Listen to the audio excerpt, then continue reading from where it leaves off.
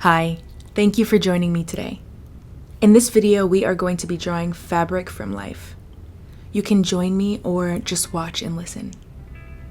If you decide to join, you can set up your own fabric, or you can utilize this reference by taking a screenshot.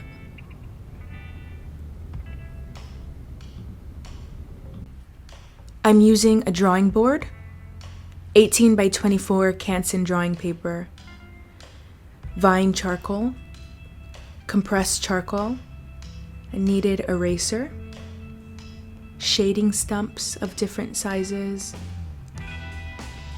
charcoal pencils for more control and detail, a piece of cloth to smooth and blend, and also workable fixative to spray on at the very end.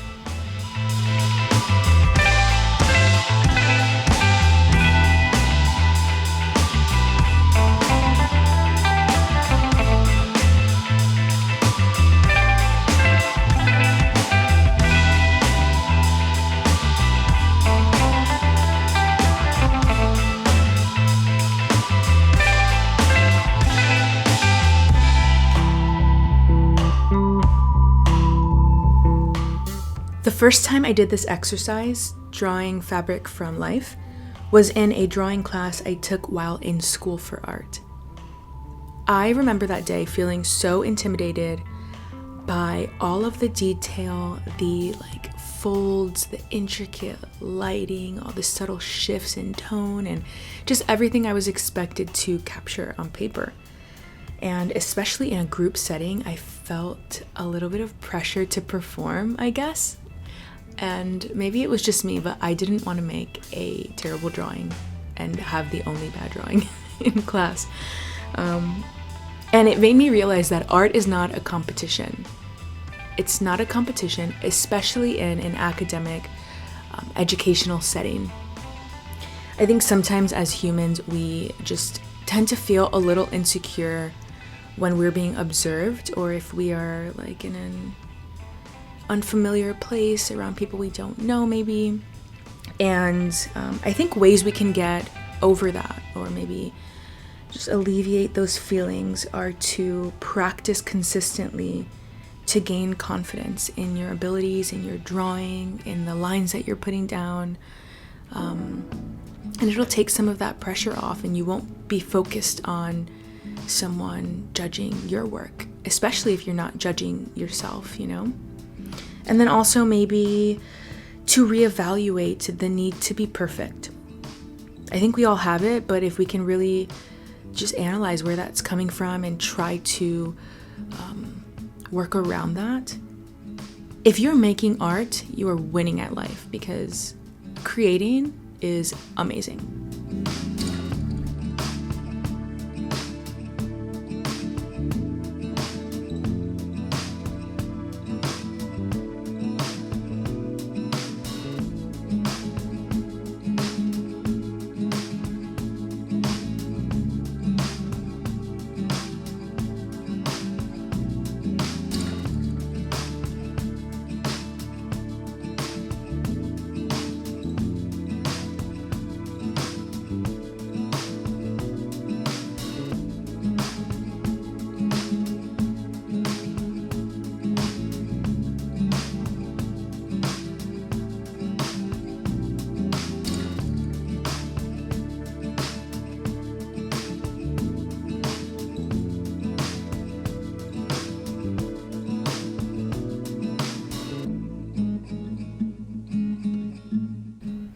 There's a quote by Toni Morrison that reads, "We are traditionally rather proud of ourselves for having slipped creative work in there between the domestic chores and obligations.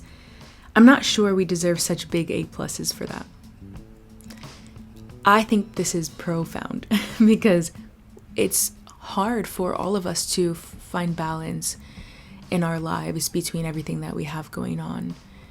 Depending on the things that you've dedicated yourself to or where you've ended up, regardless of the load, there are still multiple things that we're juggling, We have different relationships to nurture, whether that's friendship, family, your significant other, if you have a household to take care of, children, pets. We want to nurture our mental health. We want to educate ourselves and read more, and we want to be well-rounded, and we want to exercise and keep up with social media and all of the things, right? I feel like we put creativity on the back burner, and it's the last thing that we focus on. But in reality, I think it should be the first thing that we focus on: play and creativity, to enrich our lives and to envelope ourselves with the energy that's around us, the flow. I'm curious to know what you all do. Where do you stand? What's your opinion? Do you put creativity on the back burner? Is play something that you prioritize? Do you set time aside in your day to explore these things and to just be curious and wonder and observe? Let me know.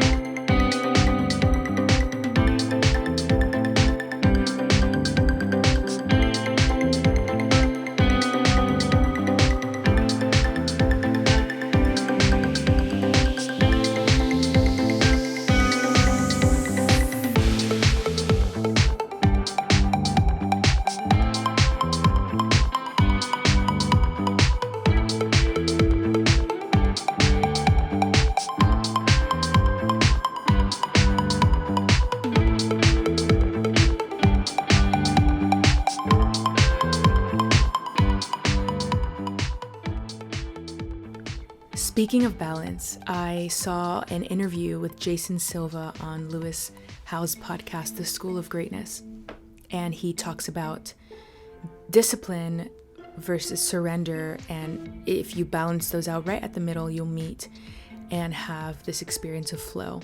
And so it's like the opposite, finding balance within the opposites of structure and planning and order versus chaos, surrender, wonder, playfulness. And he is so passionate in this video, and I will link it below so that you can watch it. Please, I recommend you watch it. It is absolutely amazing. And he talks about something that Jordan Peterson talked about as well, just how artists, they flirt with chaos, they flirt with danger, the unknown, and then they bring it back to bring it into tangible form so that other people can experience it. They articulate these hard concepts and things that they have seen and felt within, bobbing between chaos and order. And it's a very beautiful thing, and it's very hard for us to master, I'm sure.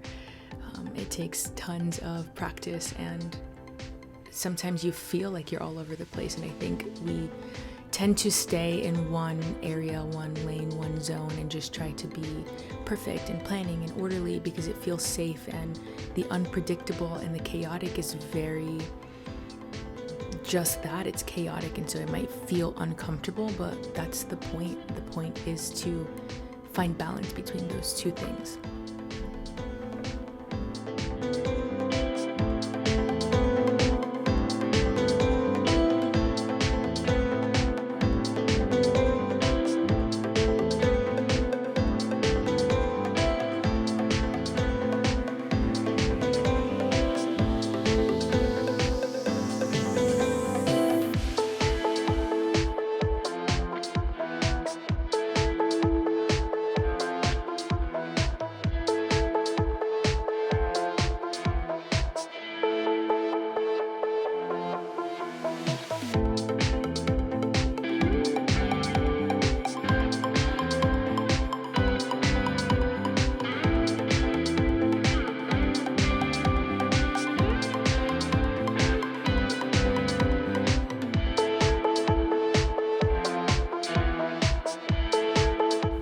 If you've made it to the end of this video, thank you so much for watching. If you are doing your own fabric study, thank you so much for participating.